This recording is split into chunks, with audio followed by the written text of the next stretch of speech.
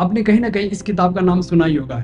इस किताब के लगभग 65 मिलियन से भी ज्यादा सेल हो चुके हैं। इस किताब ने लाखों लोगों को इंस्पायर किया अपने सपनों को पूरा करने के लिए। इस किताब के फ्रंट पे लिखा है a fable about flogging your dream. इसका मतलब यह है कि अपने सपनों को पूरा करने की एक कहानी। तो मैं इस वीडियो में बताऊंगा कि कैसे एक भेड़ चरवाहा निकलता अपने सपनों को पूरा करने के लिए एक अनजान सफर पे, और आप क्या सीख सकते हैं इस कहानी से। नमस्ते दोस्तों, मैं हूं पृथ्वीराज और ये कहानी शुरू होती है स्पेन के एक छोटे सा विलेज एंडलुसिया गांव से, जहां एक सैंटियागो नाम का भेड़ चरवाहा, जिसे इधर उधर भटकना बहुत पसंद था, वो तारीफा की तरफ अपने भेड़ के साथ यह फुसफुसाते हुए जा रहा था कि ये पतली किताबें बेकार होती है, अब से मोटी किताबें खरीदूंगा। मोटी किताबें लंबी चलती है और गद्देदार तकिए की तरह काम भी करती है। सैंटियागो बड़ी उत्साह से तारीफा की तरफ जा रहा था। असल में वो एक लड़की से मिलने के लिए जा रहा था, जिससे वो पिछले साल उसके पिता के साथ वूल बेचने के वक्त मिला था। उसके काले और घुंघरेले बाल सैंटियागो को अभी भी याद था, और सैंटियागो तारीफा पहुंच के उस लड़की से शादी करने वाला था। उसी रास्ते में सैंटियागो एक रात अपने सारे भेड़ को चर्च में रख के और चर्च के सामने एक अंजीर के पेड़ के नीचे सो जाता है। तभी सैंटियागो को एक सपना आता है। अब ये सपना कोई ऐसा वैसा सपना नहीं था, अब ये वही सपना था जो सैंटियागो को कई बार आ चुके थे। वो सपने में देखता है कि मिस्र में पिरामिड के सामने एक खास जगह पे बहुत सारा खजाना छुपा हुआ है। उसके बाद सैंटियागो एक बूढ़ी औरत के पास जाता है, जो कि बहुत प्रसिद्ध थी सपनों का मतलब बताने के लिए। सैंटियागो उस बूढ़ी औरत को अपने सपनों के बारे में बताता है। वो बूढ़ी औरत सैंटियागो से कहती है कि अगर तुम खजाने का 10वां हिस्सा मुझे देते हो तब मैं तुम्हारे सपनों का मतलब बताऊंगी। अब ये सुनकर सैंटियागो इसके लिए तैयार हो जाता है। वो बूढ़ी औरत बताती है कि तुम्हें मिस्र जाना होगा इस खजाने को ढूंढने के लिए। यह सुनकर सैंटियागो थोड़ा सा डिसअपॉइंट होता है। वो कहता है बस यही बात, ये तो मुझे कोई भी बता सकता था, और वहां से आगे चलता है। उसी रास्ते में सैंटियागो एक बूढ़ा इंसान से मिलता है जो फटे पुराने कपड़े पहने हुए थे। सैंटियागो तो पहले देख के उसे इग्नोर करता है, लेकिन वो बूढ़ा आदमी खुद को सालिमा का राजा बताता है। इसके बाद सैंटियागो उस बूढ़े आदमी को अपने सपने के बारे में बताता है। बूढ़ा आदमी यह सुनकर सैंटियागो से एक पर्सनल लेजेंड की आइडिया शेयर करता है। वो कहता है कि हर व्यक्ति के जीवन में कोई ना कोई ऐसा सपना होता है जिसे पूरा किए बिना कोई अपनी जिंदगी से संतुष्ट नहीं रह सकता। लोग इसे पूरा तो करना चाहते हैं, लेकिन यह दुनिया उसे सेफ, रिस्पेक्टिव और प्रैक्टिकल रास्ते पे चलने के लिए मजबूर कर देता है, और एक समय के बाद उसे अपने सपनों को भूलना पड़ता है। वो किंग सैंटियागो को बताता है कि तुम्हें अपने पर्सनल लेजेंड को पूरा करना चाहिए। वो कहता है कि अगर तुम अपने सपने को सच्चे दिल से चाहते हो तो हर एक रास्ता तुम्हें वहां तक पहुंचाने में लग जाती है। अब ये सब सुनकर सैंटियागो को लगता है कि शायद तारीफा उसकी असली डेस्टिनेशन है ही नहीं। उसे तारीफा पहुंचना, उस लड़की से शादी करना,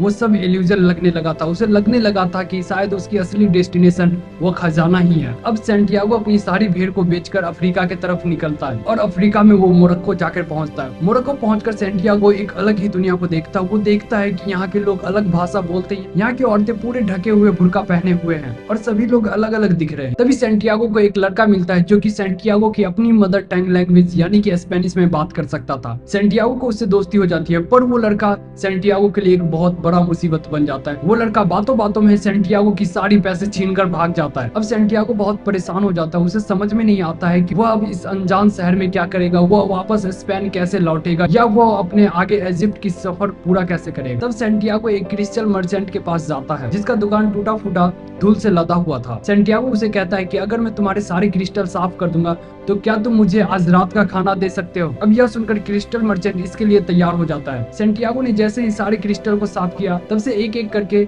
कस्टमर दुकान में आने लगे थे। यह देखकर क्रिस्टल मर्चेंट इम्प्रेस हो गया। वह सैंटियागो को अपने काम पे रख लिया। तभी सैंटियागो मन ही मन एक छोटा सा कैलकुलेशन करता है। वह सोचता है कि ऐसे ही कंटिन्यूअसली वो 6 महीने काम करेगा तो वो वापस स्पेन में जाके पहले ही जितना भेड़ खरीद सकता है, या अगर वह 1 साल तक ऐसे ही काम करेगा तब वह आगे इजिप्ट की सफर को तय कर पाएगा। और सेंटारियो मन लगाकर अपने काम में लग जाता है। वो नए नए आइडियाज लाता था उस क्रिस्टल दुकान के लिए, जैसे कि वो एक बार चाय का दुकान खोल लिया था, जिसके वजह से क्रिस्टल दुकान में और ज्यादा कस्टमर आते थे। और 1 साल बाद सेंटारियो के पास इतने पैसे हो गए थे कि वह वापस जाकर स्पेन में पहले से भी ज्यादा भेड़ खरीद सकता था।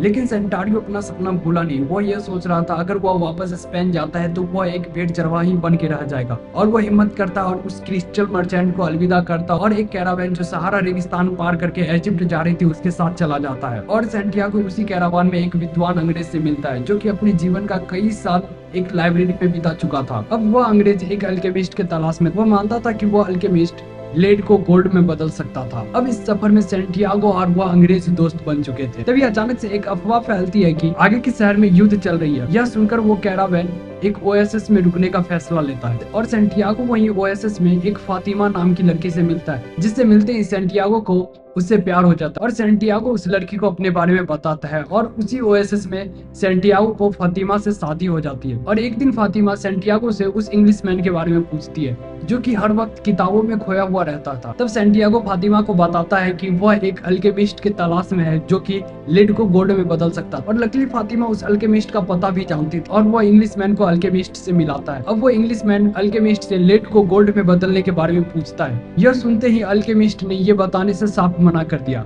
अल्केमिस्ट कहता है कि तुमने इतनी सारी किताब पढ़े हैं, लेकिन क्या कभी तुमने खुद से ये बनाने का सोचा है? अब वो अल्केमिस्ट इंग्लिशमैन को असाइनमेंट दे देता है कि तुम्हें खुद से गोल्ड को लेड में बदलना है। अल्केमिस्ट कहता है कि ज्यादातर लोगों के पास नॉलेज तो बहुत होते हैं, लेकिन लोगों को उसे यूज करना नहीं आता और ज्यादातर लोग कोशिश करते भी नहीं है। अब वो इंग्लिशमैन लेड को गोल्ड में बदलने में लग जाता है। एक दिन सैंटियागो आराम से बैठ गए ओएसिस की खूबसूरती को देखता है, तभी अचानक से उसे एक विजन आती है कि ओएसिस पे हमला होती है। अब सैंटियागो यह बात ओएसिस के सरदार को जाकर बताता। अब यह सुनकर ओएसिस के सरदार कहता है कि अगर तुम्हारी यह बात सच निकली तो मैं तुम्हें ओएसिस का चीफ बना दूंगा, अगर तुम्हारी यह बात गलत निकलती है तो मैं तुम्हें जान से मार दूंगा। और कल होकर के ओएसिस में सचमुच में हमला होती है और ओएसिस के सैनिक दुश्मनों को हरा देते हैं क्योंकि वो पहले से तैयार थे। खैर ये तो कहानी थी, लेकिन असल जिंदगी में हमारी विजन हमारी ही थॉट्स की पार्ट होती है। हमें कभी उसे इग्नोर नहीं करना चाहिए, हमें उस पर काम करना चाहिए। अब सैंटियागो ओएसिस का चीफ बन चुका था, उसकी शादी भी हो चुकी थी, लेकिन तभी भी सैंटियागो अपनी जिंदगी से संतुष्ट नहीं था। वो हमेशा उस खजाने के बारे में सोचते रहता था। एक दिन फातिमा सैंटियागो को बताती है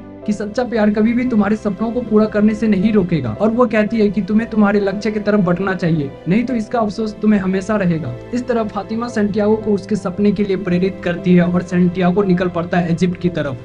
रास्ते में उसकी मुलाकात एक बार फिर से वह इंग्लिशमैन से होती है। दोनों साथ मिलकर एक झोपड़ी में रुकते हैं जहां वो इंग्लिशमैन अपने एक्सपेरिमेंट से वो लेड को गोल्ड में बदलता है और कुछ गोल्ड सैंटियागो को भी देता है। वहां से निकल के सैंटियागो एक लंबे सफर के बाद वो वहां पहुंचता है जहां वो पहुंचना चाहता था, इजिप्ट में वो पिरामिड के पास। उस पिरामिड के पास पहुंचकर सैंटियागो अपने सपने में देखे हुए खास जगह को खोदना शुरू करता है। वो खोदते जाता है, लेकिन उसे कहीं कोई खजाना नहीं मिलता।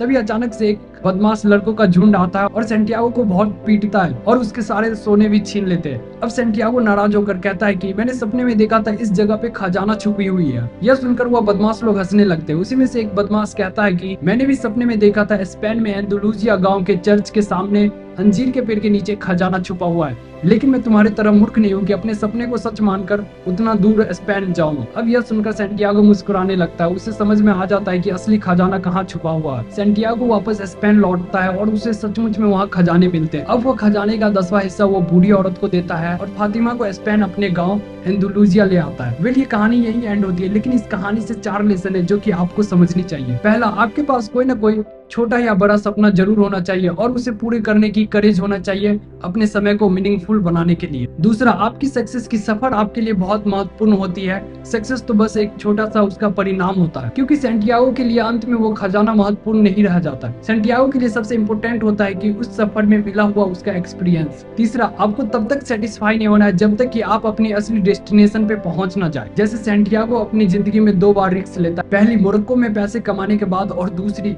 ओएसिस में फातिमा से शादी करने के बाद ओएसिस का चीफ बन गया था। चौथा लेसन यह है कि आपके सफर में आपका रिलेशन का एक बहुत बड़ा रोल होता है, इसलिए वाइजली अपने दोस्त, अपने सर्कल को चुनिए। आप हमेशा उन लोगों से रिश्ते बनाए रखें जो आपको अपने कामों को पूरा करने में और आपको अपने सपने को पूरा करने के लिए प्रेरित करता है। वीडियो पूरा देखने के लिए धन्यवाद। यह इस चैनल की मेरी पहली वीडियो थोड़ी भी इंफॉर्मेटिव लगी हो तो चैनल सब्सक्राइब कीजिए। मिलते हैं नेक्स्ट वीडियो में किसी और टॉपिक के साथ।